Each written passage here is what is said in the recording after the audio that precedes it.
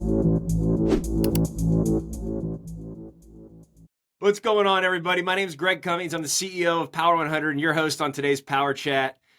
We are super excited. We have kind of a Legends Award event around Paul Burleson. We are joined by two legends in the home improvement industry, Jim and Mike. Guys, thank you very much for taking the time. I know this podcast episode is a little bit more special to y'all because you're not able to attend the Yoho Legends event where Paul Burleson's getting the award.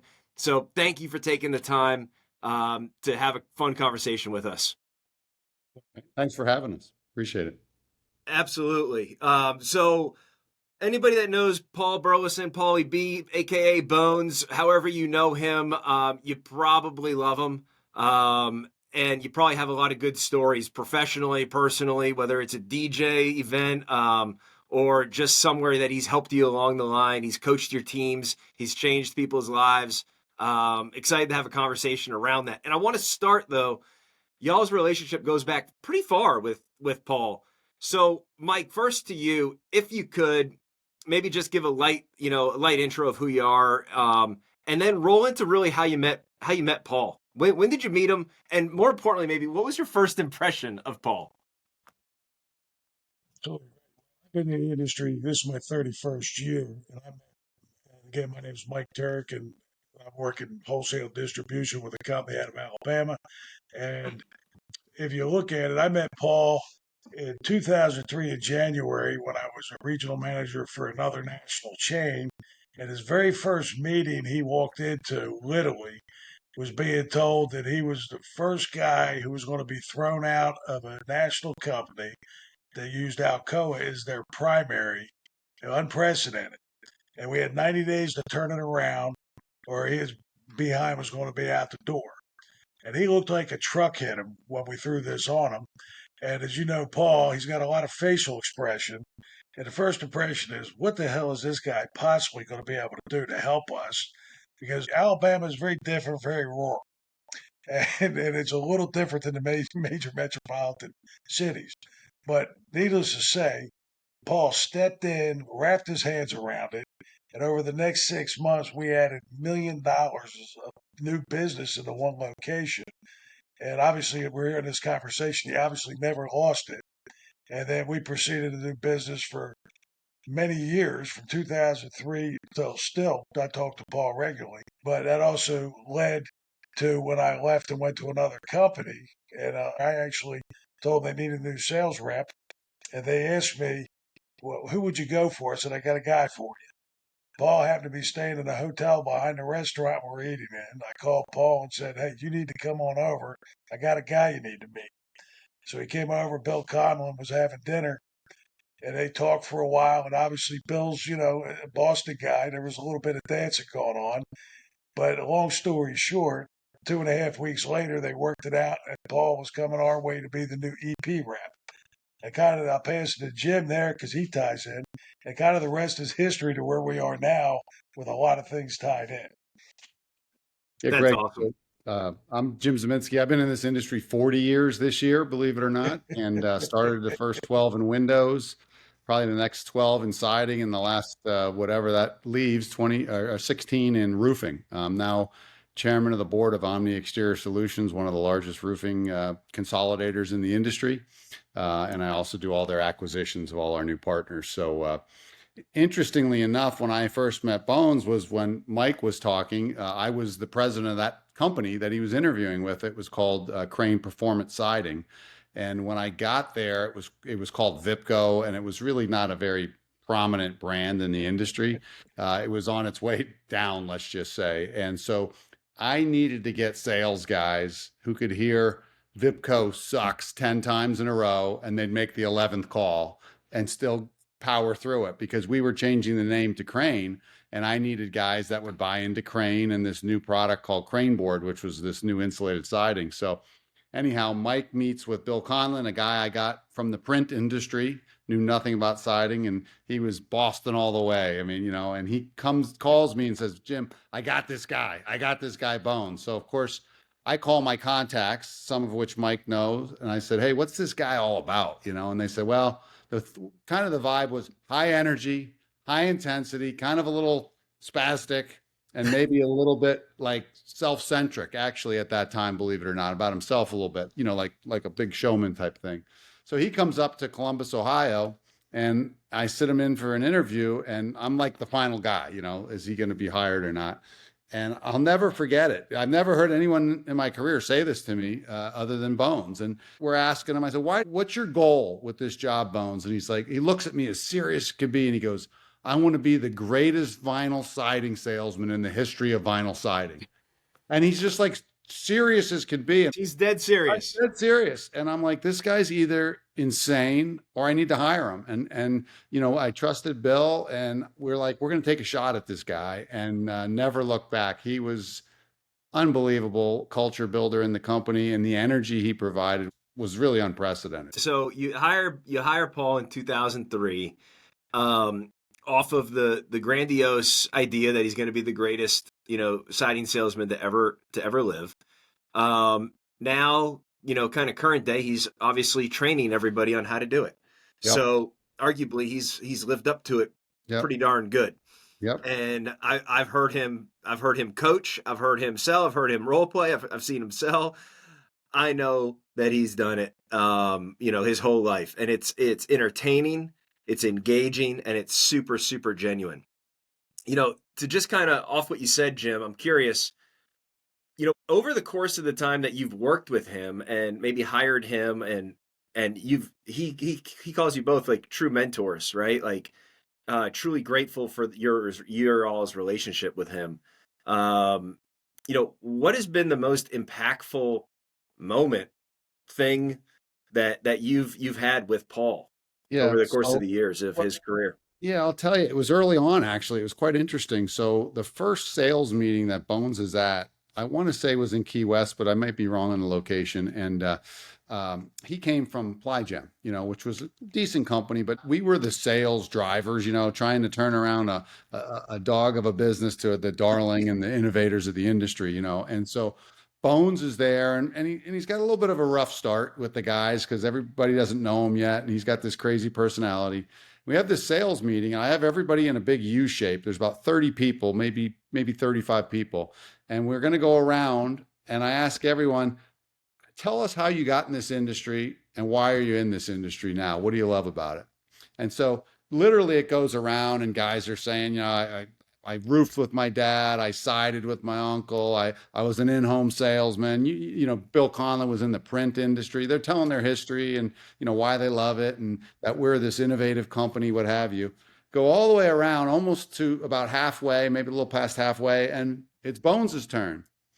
And now we have, I would say, the finest sales force in the industry because we're paying these guys big commission dollars because, again, I got to get guys that can hear no 10 times and keep going. So I got to overpay them to deliver what we need selling a high-end product.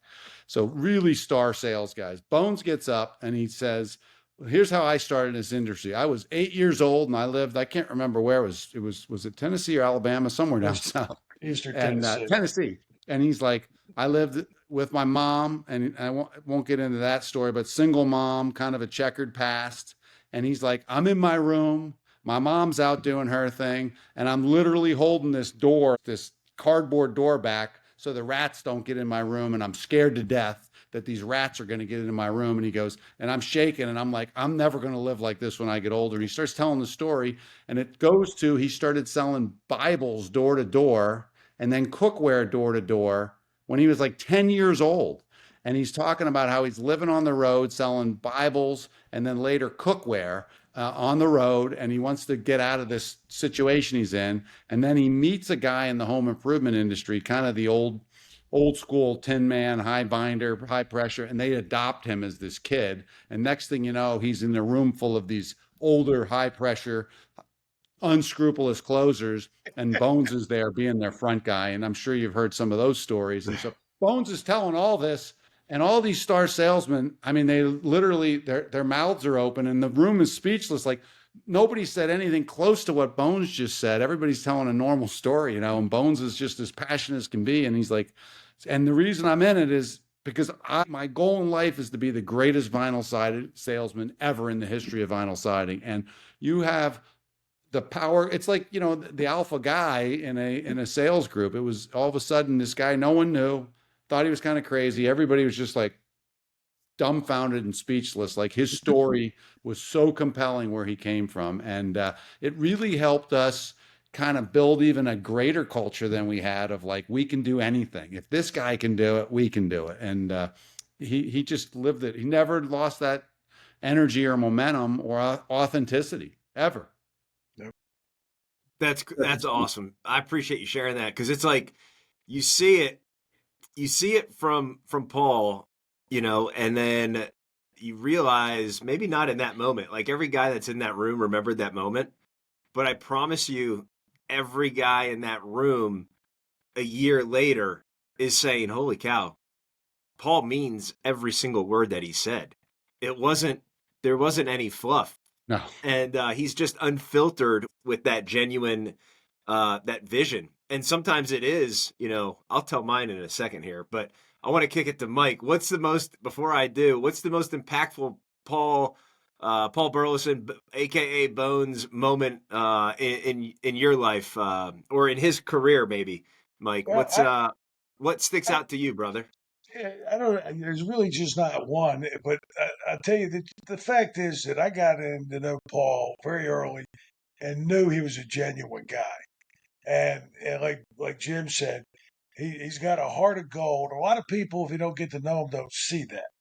And like I said, my kids grew up kind of with Uncle Bones. I mean, because he was in my house every month, and just the personal things we've been through in our careers. Look, he helped me when I was going through cancer treatment. I mean, and was is a dear friend. And it's not the signing business. He's family to us. And if people open the door, because you got to get past that first. He's high energy. He's enthusiastic.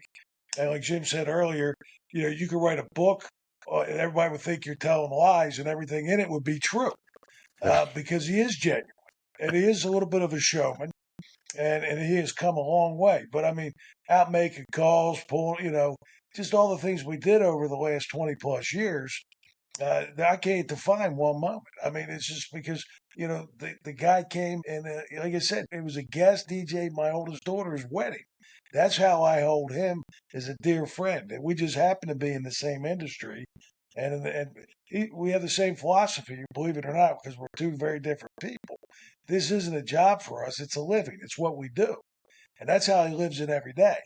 And I mean, and he genuinely cares about people. I know a lot of things, again, that I'm not going to, get into, but I know what he does on the side to help people in charitable situations and things.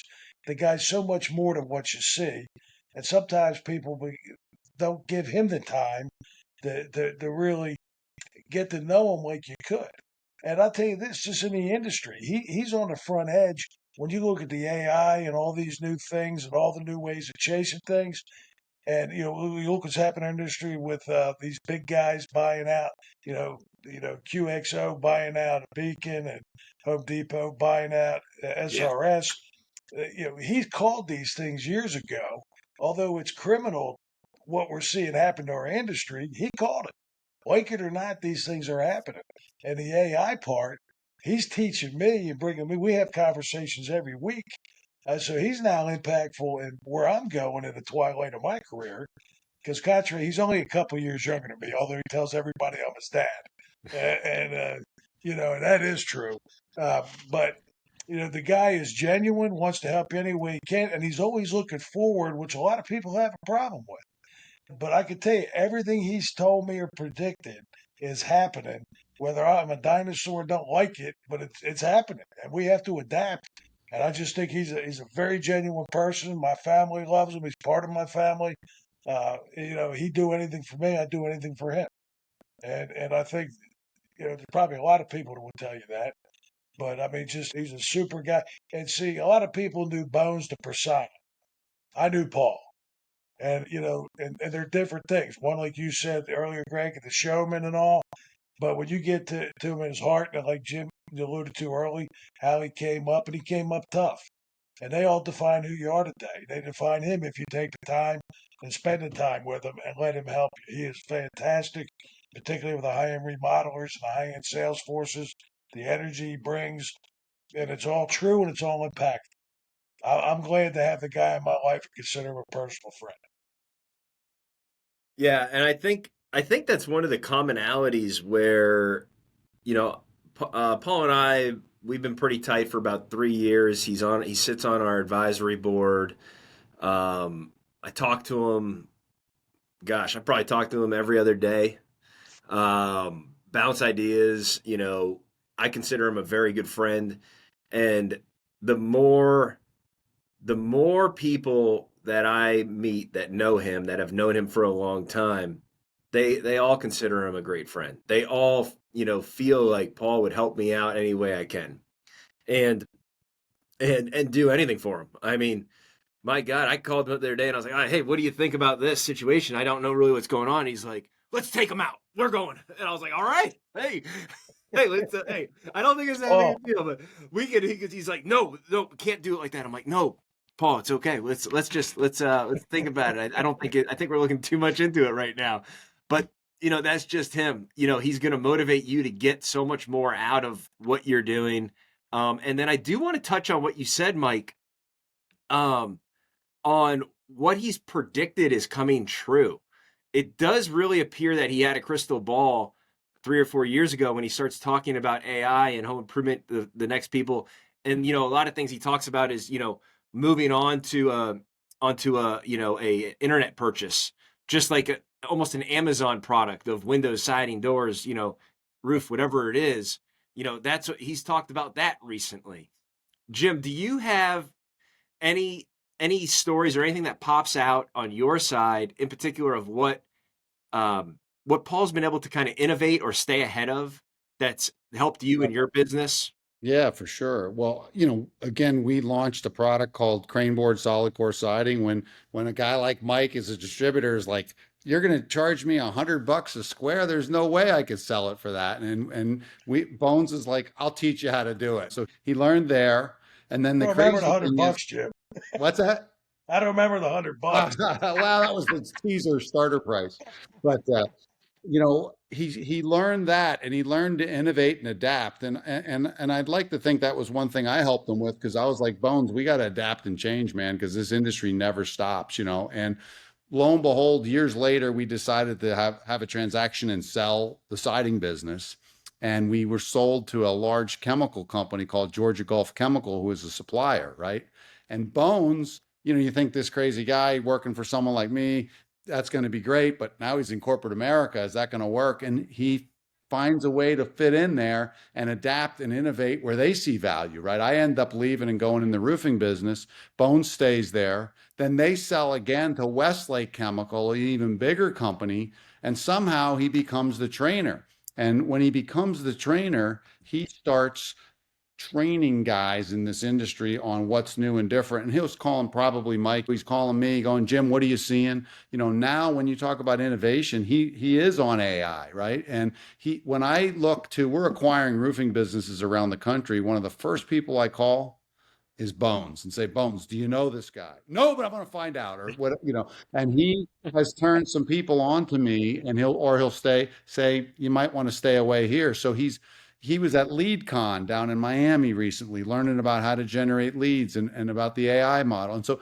whenever I talk to him, yeah, we reminisce a bit because that's fun, but most of our thoughts and times are about the future and what's forward. And for a guy his age, that's kind of rare. A lot of guys are stuck in the past and reliving it.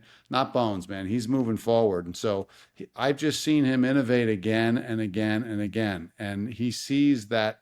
For example, we're involved with a business called Roofle that does quoting online for roofs. Bones is all about that, knows those guys. He knew the guys at Zen Wind. He just knows all those guys. And I've seen him, when he trains people, he talks about the future and how to sell, not the old style way to do it. And I've seen him adapt to now 4 companies, which is pretty remarkable, to stay with one organization who's been owned in 4 ways, and to see that there's value there. And he's kind of this person off on his own doing all this training. And what I am most impressed is the young people of the industry gravitate to him, not just because of his stories, because they feel like he knows what's next. So I listened to Brad Jacobs' podcast just yesterday, and he's the guy that QXO that bought Beacon. He's done this multiple times now, and he's all about AI, and he feels our industry is behind the curve, and he's going to take it to modern times. It's his thesis. And Bones has been saying that for 3 years. Well, he's certainly not at the billion-dollar level of this guy, but he kind of knew it, and he's been preaching it to me like, Jim, you got to get involved in this. You got to get involved in this. And I've just seen him continually innovate, never rest on his laurels. And I don't know if that's his wrestling, if his DJing, if he has to stay youth. I mean, he's always got something going on. That youth, I think, gives him the energy to keep innovating and staying in the forefront of things in the industry. Yeah, he is always moving forward, and I can hear him right now as you're saying that. If you ain't moving forward, you're going backwards. We're gonna innovate until we die. We're gonna pedal plastic till we hit the gas. And he's got all these one-liners and he's going. But the attention that he does command in the room is everybody to listen to him. You don't have to like him. You don't have to, but you're gonna hear him, and you're gonna then later you're gonna go, that guy, I remember him, Paul. He was right. And he doesn't talk out of turn. He doesn't talk without thinking. Although it's so funny because I'll say when I met Paul for the first time, I was at a Dave Yoho conference, ironically enough, up in, I think it was Chicago. And I was talking to a guy, telling him what I do, what Power 100 is all about. And he goes, I got to introduce you to somebody. He goes, come on over here. And he brings me over, and here's Paul. And I'm like, hey, Greg Cummings. He's like, Paul Burleson. He goes, and Tim, the guy who's introducing us, Tim Ritchie, he goes, yeah, Greg. And he talks about Power 100 a little bit. He goes, well, where am I on your list? He goes, and he rattled off 1,000. I mean, it was like 5 minutes straight of accomplishments. And I was like, we rank, do you have a home permit company? And he goes, no. And I go, okay, well, then you can't be on our list. And, but it was so funny because I go, Tim, why'd you introduce me to him? That guy was a little nuts. Like, I don't know what's going on, but he was just on one of his tears. But come to find out, I keep talking to him. I'm like, man, this guy knows just about everybody. And I had a conversation with my team when we were forming our advisory board. And I was like, Paul is not a CEO. He didn't just sell a business. He doesn't fit a direct mold of what we're looking for on the advisory board. And he seems a little off, like not off, but like not, he doesn't walk the corporate line. He's not, he doesn't have a censor, but yet he doesn't say anything crazy inappropriate, right? It's just, everything is just genuine and true, straight between the eyes. And that's what I liked and what really appealed to us to bring him on. And looking back, it was one of the best decisions that we made was bringing him on. He's been able to help revolutionize what we're trying to do, be a sounding board. We put him in touch with several, prospects and clients to help change them because they're looking for something and now we know it. And that's what this industry is. And you guys will attest to this is bottom line is everybody in this industry that is great is so willing to share. The people that aren't willing to share are few and far between. But when you have conversations and when you know people and when you're open to that, constant improvement, it's really, I think we're in the best industry out there when it comes to that collectively, right? It's kind of a long runway to my next question. Jim, let's go to you on this is, let's summarize the type of person that Paul is. We've talked a lot about it, and that's why he's been inducted and receiving the Legends Award at the Yoho event. But let's go back, not back, but let's take away his knowledge, his expertise, maybe that he is the best salesman, vinyl siding salesman in the world. I know he's the youngest ever recorded in the Guinness Book of World Records. You can look that up. He'll tell you that as well. But what kind of person is Paul today, in your eyes, and why is he deserving, of the Legends Award? Yeah. Well, first of all, I got to show Paul my mug I'm using today. It's the Vinyl Siding Institute 45-year anniversary mug. So that's for you, Paul. But I used to be chairman of the board of the VSI, by the way. But it was interesting. I guess the best anecdote or story I have about Paul and the kind of person he is. So my VP of sales was a guy by the name of Jeff Cabbage, and Mike knows him. And Jeff and I were very close personal friends for over 20 years. He followed me to 3 companies as a VP of sales, and he was the opposite of Bones, kind of more quiet, refined, very strong relationship builder and very tactical. But, Bones and him were just oil and water, but somehow, they coexisted. And unfortunately, very sadly, my very dear friend Jeff got ALS a few years ago, and I watched him go through that and unfortunately pass away. And they had a very large memorial last year in Knoxville, Tennessee, and who was there, fresh off a plane from like 2 weeks of travel to run the show? Paul Burleson was there with the family, orchestrating everything, and looked at me and said, "There's not a chance in the world I would have missed this to honor this fine man that meant so much to me in his career and all obviously to me." And that's just Paul. There wasn't even a question if he was going to be there. He was going to be there because it was the right thing to do. And that's just who he is. And those guys were not close personal friends. They were, business friends, but not personal friends the way Mike and he are. He just respected them. Yeah, That's Paul. that that couldn't sum it up any better. Mike, do you got one that can better sum up why Paul Burleson should have the Legends Award presented to him? Going back, Craig, not even going back. Just watching the tenacity he's had, the enthusiasm it brings. One of the biggest things you can be is the most enthusiastic guy in the room, and he generally is. And because that excites people, as you've seen when he's even if he's saying something that some people can take offense with, they usually don't because there's sincerity in what he's telling you. And it's just a matter of fact. Here it is. If you're not growing, you're dying, and none of us wants to see that anytime soon. But it's also just the whole depth of him. If you get him outside of work, as you said earlier, he's just, and this may shock you. The times we've had conversations about God, and that will probably shock you. He's a more spiritual guy than anybody knows. And I'm not a guy on the soap stand about it, but he's searching for things and he's looking to get better in every aspect of his life. And it's encouraging because he is a younger guy. He's always going to be a kid to me, even though he's not that much younger. He's always going to be a dear friend. He's going to be a family member, is how we consider him at the Turek household. And I wish nothing but the best for the guy. Like Jim said, we talk personally regularly, but it's also always about, hey, you need to do this. The AI, that's something I would have never thought. And I'm trying to learn about it now with him and my son helping me. But if it wasn't for him busting my chops, I wouldn't be doing it. I just turned the north side of 60. We're looking at the sunset, but you got to keep getting better every day.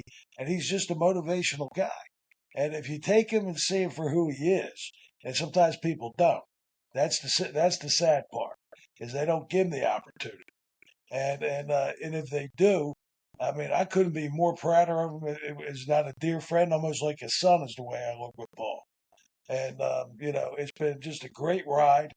I learned a lot from him. Hopefully, you gave him a few nuggets along the way. And he's still driving me, as Jim said, with a lot of the stuff that we're more resistant to change as we get older. But he pushes you out of your comfort zone, and that's not a bad thing. And I'm glad to see where he went. I'm sad for me because I don't have him in my life as much as I did in the heyday. Because I just so enjoyed those times so much with him, professionally and personally. I can't tell you how many thousands of calls we made together on high binders and presentations, and watching how he evolved from maybe stepping in a pile and getting all over the shoes to not stepping in the pile. I had to pull him out of the lifeboat a few times over there. But it's just been a great relationship. And I don't know anybody more deserving, anybody with harder tenacity and drive and ambition to help other people. It's not just, he's evolved, as Jim said, from where maybe a little self centric in the beginning to now it really is all about driving the business. And we have the conversation. We owe it to the next generation to teach them. Somebody, like the Jim Ziminskis who helped him along the way, we need to be those for the younger guys coming up. Or our industry is going to go down the tubes. And it's sad when you look at what's happened to our industry. Used to be, you go, wow, I wish I could afford to hire that guy. Now half the manufacturers reps you wouldn't hire for $50, and it's sad. But that's on us to pass that back to the other generation. And Bones is doing that. And like you said, Greg, yourself, it doesn't matter if they're 25 in a room or 60. He's connecting with them. And it's in your face. I love it. But I'm that kind of guy too. But he is a definitely in your face guy. And And what you I'll see say is what this. you get. Hey, and I'll say this too, like kind of piecing your two stories together and kind of reflecting a little here. When Paul showed up at Jim's office, he had to be a little bit more self-serving because he didn't know anything. And so what he was a master student until he had the tools, resources, knowledge to actually share and speak his mind. There's not anybody that I've ever heard say, Paul led me the wrong way. I have not heard that yet. That guy burned me, did not lead me the right way, whatever it was. And to think about how long his career is, and to what you guys both alluded to, or talked about, I should say, is, he was part of sale, and they retained him every time. I mean, the odds of, if we were betting this in Vegas, the odds of somebody being retained through 3 or 4 acquisitions is so low, because of the redundancy. And I mean, we all know what's going on there, right? So that really does speak volumes. It's a credit check for him, right? As far as what it is, it's a verification. But guys, I can't thank you enough. Again, we are at time. It's been an awesome conversation. Sorry that you guys won't be able to attend, but very thankful that you guys were able to get on. This is more impactful than being there. In fact, I would say. So thanks again, guys, for joining us on this Power Chat. Thank you. And if Paul, you get, congratulations, man. And remember, wood is good, but vinyl is final. I love it. Well, thank you guys for joining. And if you want to see more content like this, you can always visit our website, power100.io, or any of our social channels. But thanks for everything. And as always, power up.